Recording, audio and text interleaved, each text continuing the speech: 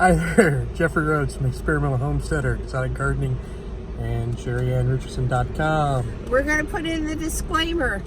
The things we talked about in this video were free in exchange for our honest review. All opinions are our own. She's sitting over there eating cheese curds. Don't these look good? This is from the Igloo. Yeah, the Igloo frozen custard in Lafayette. It's on, this is the one on Taser Drive. So we got up this morning and Here is started. our late agenda. We started our day going to the Wabash River Fest. Wait, well, actually, we started our day by eating breakfast at the bed and breakfast. And it was delicious. We had bacon, hash browns, biscuits and gravy, orange juice, tea, water. Yeah, very, very nice breakfast. Wonderful. And spent a little bit of time talking to the proprietor. Took a look at some of her gardens because we were originally going to, look at some of the stuff in the evening after we got back last night, but we collapsed. I was in bed at 8 o'clock, I gotta tell you. I stayed awake a little later than that, but not by much. The cows came home after we were in bed. Yeah. Pretty sad. Pretty sad. We were in bed before the cows came home. Yep. So we got up, we had our breakfast, then we headed off to the Wabash River Fest. Spent a little time there, wandered across the walking bridge, and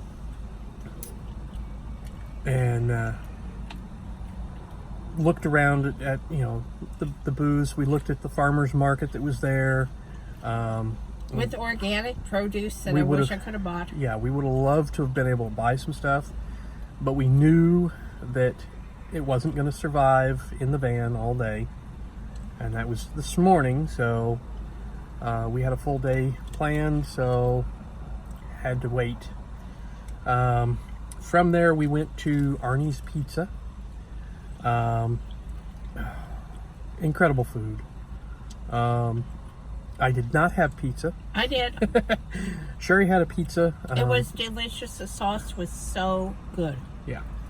I had a Caesar salad too, but I didn't have Caesar salad dressing. I had an herb vinaigrette. I had a pulled pork sandwich called the Big Pig, and it was very good. We went from there to the Columbian Park Zoo. Had a lot of fun at the zoo. Had a guided tour, so we got to actually see and experience some things that most people don't when they go to the zoo. Including one very special visit. Yes. We got to visit with the New Guinea singing dogs. Yes. We got to go in the cage with them. Yeah, we actually got to go into their kennel area, or their exhibit area, and actually sit and play with them. They're very friendly. They are a wild animal. They are not a domesticated animal, but they are very friendly, very tame. And we had a lot of fun with that. The Columbian Park Zoo is free. There is no admission charge. It is very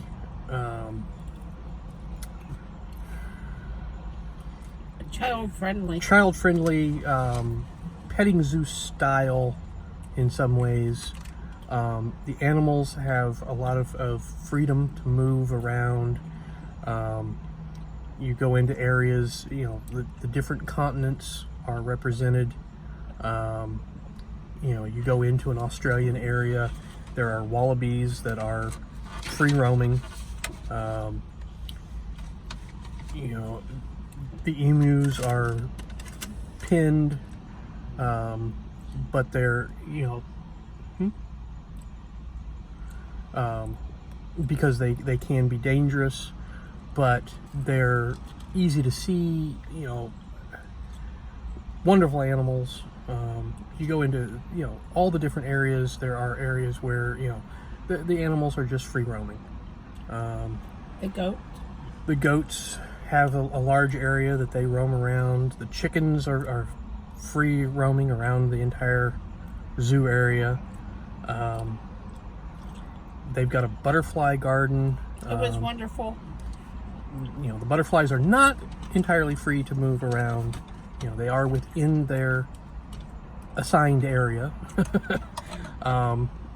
But just an incredible zoo.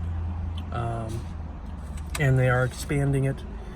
They are putting in an Arctic area for penguins. I love penguins. I should say Antarctic area. They are expanding and redesigning for the gibbons, the primate area. It's coming. They right now their primates are still in a 1928 designed zoo area. So it's a very metal bar, concrete cage like area. But they're going to expand it. They're building an area for them where it'll be a lot more free form,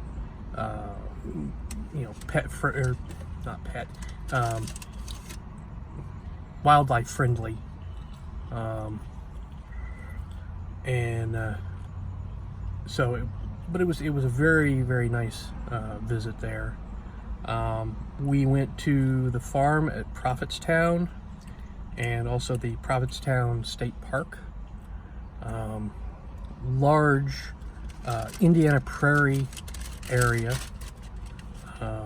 So it's basically the natural area, natural plant life, prairie feel from the frontier days. What the frontiersmen would have experienced when they first came to Indiana in, like the 1700s. Big open, prairie, lots of coneflowers, lots of milkweed, prairie grass. Lots of what I was trying to do on the property. Yeah, lots of that people keep thinking are weeds. Yeah, we keep getting told that the property looks weedy and overgrown, and what we're trying to get is a natural look using natural vegetation, and it looks I care more about the butterflies and bees and other pollinators than I care about what people think.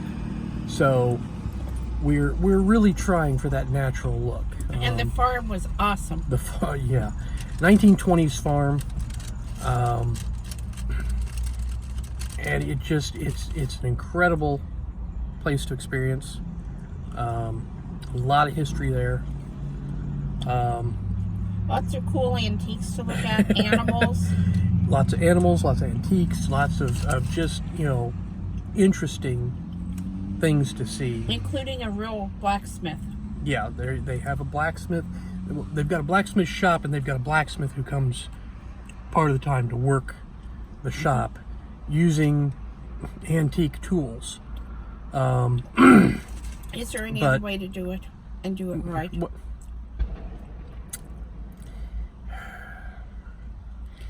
There's another way to do it, not necessarily right. Thank you. Then we went to the Tippecanoe battlefield. This is all about Jeff. However, I did get...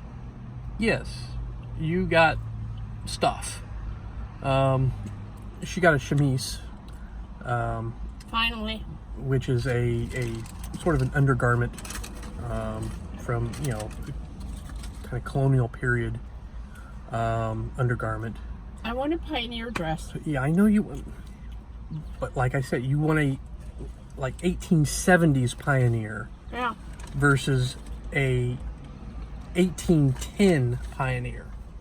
Okay, there is a difference. Yes, I understand that. So, but the battlefield, the museum there is very cool. They have a lot of very interesting items on exhibit. And not all of it is purely, Battle of Tippecanoe time period. Their weaponry exhibit actually runs from early colonial period up through World War II, and a few items of up to like Vietnam. So very, very cool exhibit. But you actually get to see, they've saved the area where the battle actually took place. So you can go out and wander around on the actual battlefield area. There's several, there's a little diorama that they have of, the basic battlefield with little toy soldiers, basically, showing where the soldiers were, where the Indians came from, what the battle kind of, started out looking like in some ways. There's a small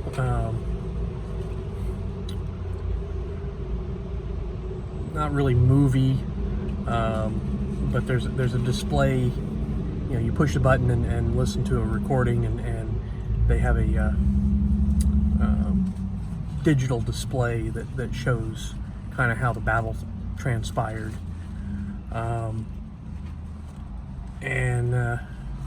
The battle was fought in 1811, so very early on.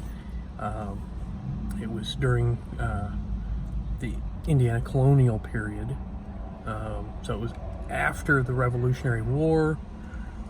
Indiana was still a territory. This was a time period leading up to the War of 1812. It was early fighting between the colonists that were moving into this area as a territory, and the English-backed Native Americans who were living here. There were basically 14 tribes that had been brought together in a group, a confederacy, under Tecumseh and his brother, the Prophet, at a place called Prophetstown. And they were basically working together, trying to keep the colonists out. And they had the backing of the British government. So the governor of Indiana, William Henry Harrison, led forces up and fought the Battle of Tippecanoe, driving away the Indians and burning Prophetstown. So basically breaking up the Confederacy. But there was more, during the War of 1812, there was more battles and fighting between the frontiersmen and the Indians, so the Native Americans. But it was very cool. I enjoyed it. After that, we came over here to the igloo. We got some frozen custard, and I had a Dole Whip, which is what they serve at Walt Disney. Okay. I had frozen custard, and then she got some I got a pineapple Dole Whip. Cheese curds. Yes, what kind of frozen custard did you get? I had the peanut butter fudge, which was peanut butter topping, hot fudge, peanuts, vanilla frozen custard, and whipped cream. Yes, and we did get 2 free native plants today at the Riverfest. Yeah, I forgot about that. Yes. And a honeybee book for Miss Libby Lou. Yep. So, anyways, it's been a long day. Please subscribe. You never know what our next adventure is going to be. Yeah. At this point, we're getting ready to head back home, so I'm ready. we're both pretty tired. Yeah. So Grandbaby's missing us. yeah, give us thumbs up, thumbs down, comments below, and we will see you again tomorrow. Have a great evening.